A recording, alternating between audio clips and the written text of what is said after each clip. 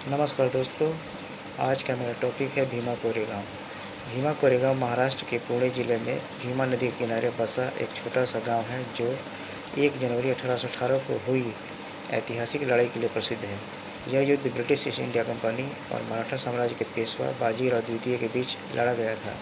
इस युद्ध में ब्रिटिश सेना की ओर से लगभग 500 सैनिक, जिसमें ज़्यादातर महार समुदाय के लोग थे, ने पेशवा की 28,000 सैनिकों की विशाल सेना का सामना किया।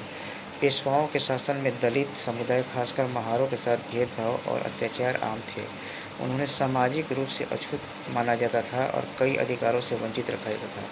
ब्रिटिश ईस्ट इंडिया कंपनी ने पेशवाओं के खिलाफ युद्ध में महार समुदाय को शामिल किया, जिससे उन्हें सम्मान और समानता का अवसर मिला।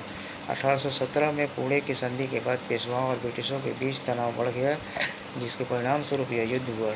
1 जनवरी 1818 को कैप्टन फ्रांसिस स्टॉन्टन के नेतृत्व में ब्रिटिश सेना की एक छोटी टुकड़ी 834 सैनिक, जिसमें 500 महार थे, ने कोरेगांव में पेशवा की सेना का सामना किया। 12 घंटे तक चले इस युद्ध में महार सैनिकों ने असाधारण वीरता दिखाई। संख्या में कम होने के बावजूद उन्होंने पेशवा की सेना को पीछे हटने पर मजबूर कर दिया।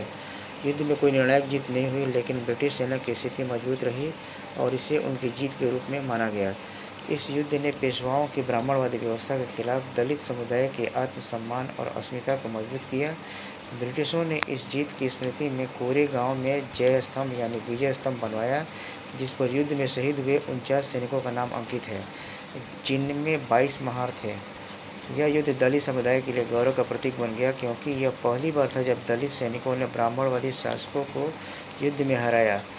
हर साल 1 जनवरी को दलित समुदाय के लोग शौर्य दिवस के रूप में जय स्तंभ पर इकट्ठा होते हैं और अपने पूर्वजों की वीरता को याद करते हैं। डॉक्टर भीमराव अम्बेडकर ने भी इस स्थान को दलित अस्मिता का प्रतीक माना और 1927 में यहाँ यात्रा की, जिसके बाद यह परंपरा शुरू हुई।